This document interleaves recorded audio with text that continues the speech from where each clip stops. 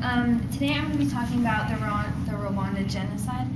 And basically, what's going on with this is there's still effects happening today from, this happened in 1994, and things are still happening, carrying on to today. So imagine 8,000 people, here's a picture, 8,000 people were killed in the genocide, 300,000 of which were children. Picture of people, imagine all those children. And 95,000 children were orphaned. So basically what happened in this genocide, they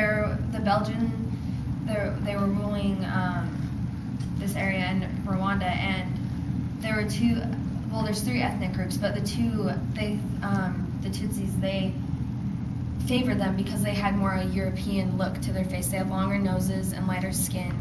And after Belgium stopped ruling in 1962, the Hutus majority won for the political favor, and they took over the government.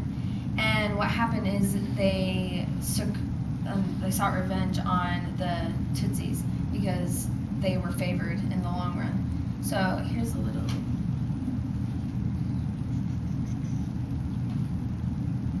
This explains it a little more. Oh, it's gone. That's good.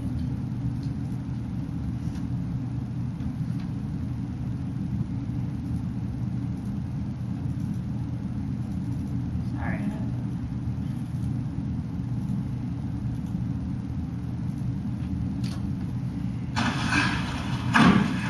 Gentlemen, welcome to the big colleen. I am Paul, Process Beginner, the house manager. Hi, how you doing? Nice to meet you. How do you do? Anything that you need, please find me. Thank you.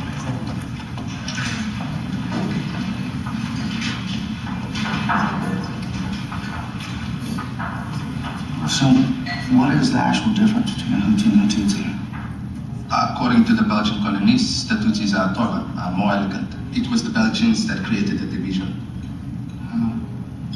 They picked people, those with thinner noses, lighter skin. They used to measure the width of people's noses. The Belgians used the Tutsis to run the country. Then when they left the power to the Hutus. And of course, the Hutus took revenge on the elite Tutsis for years of repression. Am I telling the truth, Paul? Yes, unfortunately. Please take this to the general. Benedict is our finest journalist in Kigali, an expert on the subject. So what are you, Paul? I am Hutu. Gentlemen.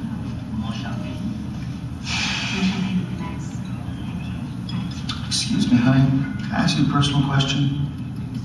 Are you a Hutu or a Tutsi? I'm Tutsi. And your friend, Tutsi?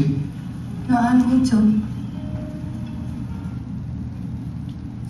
Okay, so what you just saw there was just, this is from the movie Hotel Rwanda, and it's just basically it's just a simple way to view what happened. And after all this, there was a lot of sexual violence that went on. The Tutsi men the Hutu men there was mass rapings and mutilations of women's bodies, and they would impregnate the women, and often the women would try to do abortions, but they were unsuccessful.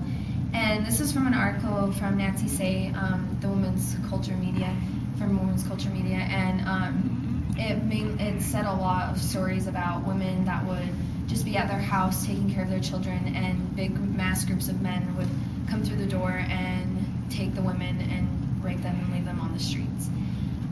So this became a very big, painful part of the thing that's happening today, because women have these children that are from rapists, and they can't see them the same way as they see their other children, or it's just a big source of pain for them. And so leading into that, what's happening today is, this is from a study by Lawrence Ruguma, and it showed that 78.7% of the population has witnessed a traumatic event at any point in their life. And so that is a huge number, and 35 to 37% have seen a traumatic events that happened, such as in the genocide today.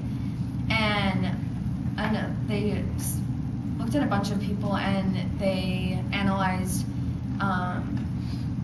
their moods and all this stuff, and they found that post-traumatic stress disorder hinders their everyday lives, and they can almost not function properly.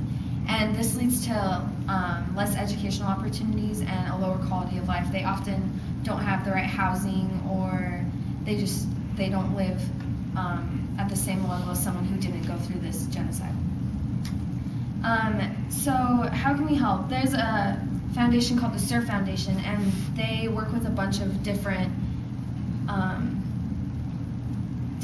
problems in the world, and for the Rwanda genocide, they're rebuilding and delivering justice for those affected. And I found on this website that they do a lot of things like rebuilding houses, providing emotional support for those transitioning from a lot of people stayed in their houses because they're afraid, they're still scarred from the genocide, and they're afraid that people are going to come in and take their children or their wives, so they're staying in their houses and they're providing emotional support to those people so that they can go back into the normal world and work and go to school. And so this is a big help to them, and they have fundraisers that can go on, and they emphasize that anything helps, because they travel around the world and they're trying to get people to donate to this cause, because after 20 years a lot of people don't know that this stuff is still affecting people today. So if we donate anything, it'll help. And this is the foundation that you can go to. It's www.survivorsfund.org. And with this, it just will rebuild lives and help everyone. And along with the education, they found that 77% of the population in Rwanda is illiterate. And this is a big problem, because that's way over half. Thank you.